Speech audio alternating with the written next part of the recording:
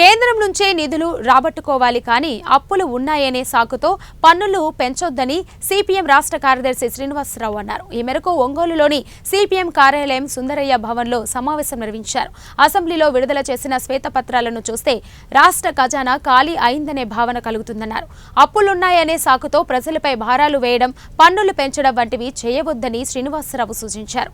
రాష్ట్రంలో ఆర్థిక పరిస్థితి చూస్తుంటే భవిష్యత్తులో ఏమీ చేయలేమని సర్దుకుపోవాలనే భావన కూడా కనిపిస్తుందని ఆయన వ్యాఖ్యానించారు. అలాగే ఆర్థిక వ్యవస్థకు సంబంధించి రాబోయేటువంటి 5 ఏళ్లు ఇప్పుడు ఆయన విజన్ 2047 గురించి మాట్లాడుతున్న మోడీ చెప్పాడు. వికసిత భారత్ 2047 అని. మోడీ నడువులు జనం ఎరగొట్టారు. ఇప్పుడు మోడీలాగా వీళ్ళు ఎరగొట్టు చూసుకుంటే చేయగలిగింది లేదు. విజన్ 2020 వికసిత్ 2047 వల్ల ఏమి ఒరగదు. 5 ఏళ్ళు అధికారులు గ్యారంటీగా ఉంటారు కాబట్టి 20 ఏళ్ళకు 30 ఏళ్ళకు 40 ఏళ్ళకు మీ ప్లాన్ మీరు వేసుకోండి. కానీ 5 ఏళ్లలో ప్రజలకు ఏం చేయగలరు అంతవరకు ప్రాక్టికల్గా ప్రణాళికలు రూపొందించి ఇప్పుడు మన ఇరిగేషన్ ప్రాజెక్టులు ఉన్నాయి. వెలుగొండ ఉంది. వెలుగొండ 1 సంవత్సరంలో పూర్తి చేసేది.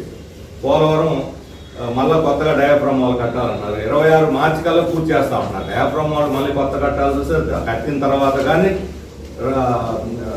అది మన మట్టి కట్ట రాక్ పిల్ జరగదు, మెయిన్ డ్యామ్ జరగదు. మరి ఎప్పుడు జరుగుతుంది? కానీ 5 ఏళ్లలో పథకం రాజధాని కావచ్చు. రాజధాని మాస్టర్ ప్లాన్ అంటున్నారు. రాజధాని మాస్టర్ ప్లాన్ చేయాలంటే 20 ఏళ్ళు పడుతుంది. మళ్ళీ చైనా, మళ్ళీ సింగపూర్, మళ్ళీ జపాన్ అంటే అవ్వదు. ఈ 5 ఏళ్లలో అసెంబ్లీ, పార్లమెంటు, క్వార్టర్స్ ఇవన్నీ కూడా పూర్తి చేసేసుకుంటే ముందు ఎవరు కూడా రాజధాని ఇంకోసారి తరలించడానికి సాహసం చేయకుండా ఉండే విధంగా చట్టం కూడా చట్టం తెచ్చాలి. ఒక చట్టం చేసేయాలి. అమరావతి రాజధాని మార్పు చేయకుండా కేంద్రంలో గెజిట్ చేసేయాలి. చేస్తే అప్పుడు దానికి భద్రత ఉంటుంది. 5 ఏళ్ల తర్వాత ఇక మళ్ళా ఎవరు మార్చడానికి సాహసించరు.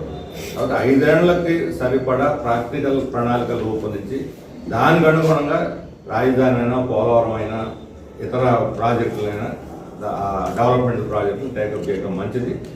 ఈ ప్రకాశం జిల్లా వెనుకబడితనానికి ఇతర రాయలసీమ, ఉత్తరాంధ్రకి వెనుకబడితనం నుంచి ఒక ప్రణాళిక జిల్లాల వారి ఈ వెనుకబడిన ప్రాంతాల అభివృద్ధి ప్రణాళికలు రూపొందించాలని చెప్పి కూడా మేము కోరుతా ఉన్నాం.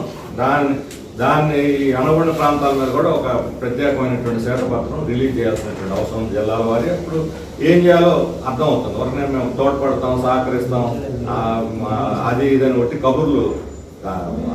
ఆంధ్రప్రదేశ్కి మాత్రం కడుపు నిండా కబుర్లు చెప్పారు. నిధులన్నీ బీహార్కి ఇచ్చారు. వీళ్ళు మాట్లాడకుండా కూర్చున్నారు. అందుకని ప్రజలు దీని మీద గొంతెత్తాలి. ప్రజలే దీన్ని వాస్తవాలు గ్రహించి కేంద్రం మీద ఒత్తిడి తేవాలని చెప్పి మేము కేంద్ర రాష్ట్ర ప్రభుత్వాల మీద ఒత్తిడి తేవాలని చెప్తున్నాము. రాష్ట్ర ప్రభుత్వం అసెంబ్లీలో మరో 2 శ్వేతపత్రాలు ప్రకటించింది. నిన్న మన రాష్ట్ర ఆర్థిక పరిస్థితి మీద 2014-19 మధ్య ఎలా ఉంది, 19-24 మధ్య ఎలా ఉంది పోలుస్తూ మొత్తం గత 5 ఏళ్లలో మొత్తం రాష్ట్ర ఆర్థిక వ్యవస్థ అంతా కూడా విధ్వంసం అయింది. ఇప్పుడు అప్పులు పాలైపోయి ఏం చేయాలో పాల్పోయినటువంటి స్థితిలో ఉంది ప్రభుత్వం అనేటువంటి విషయాన్ని అసెంబ్లీలో ముఖ్యమంత్రి గారు దాన్ని ప్రవేశపెట్టారు. ఈ మొత్తం ఆర్థిక పరిస్థితి గురించి ఆయన చెప్పినటువంటి తీరుని పరిశీలిస్తే ఖజానా ఖాళీగా ఉంది కాబట్టి మేము మీకేమీ చేయలేము, లేదా మీరే సర్దుకుపోవాలా అనే భావం వ్యక్తం అవుతున్నట్టు అనిపిస్తున్నది.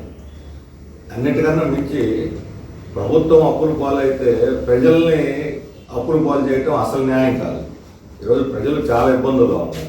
ప్రభుత్వం అనేది ఒక భాగమే మొత్తం యంత్రాంగంలో. ప్రజలు ముఖ్యమైనది, సెంట్రిక్ పాయింట్. ఈరోజు ఈ అప్పులు పాలైన రాష్ట్ర ప్రభుత్వ ఖజానాన్ని అప్పులు తీర్చడానికి కానీ, వడ్డీలు కట్టడానికి కానీ, ప్రభుత్వ నిర్వహణకు కానీ, అభివృద్ధి కార్యక్రమాలకు కానీ, సంక్షేమ కార్యక్రమాలకి వీటన్నిటి పేరుతో మళ్ళా కానీ పన్నులు భారాలు పెంచితే అది ప్రజలు మోయలేని స్థితి వస్తుంది. ఇప్పుడే ఒక్కొక్కళ్ళు తలసరి అప్పు 1,62,000 రూపాయలు ప్రజల మీద ఉంది.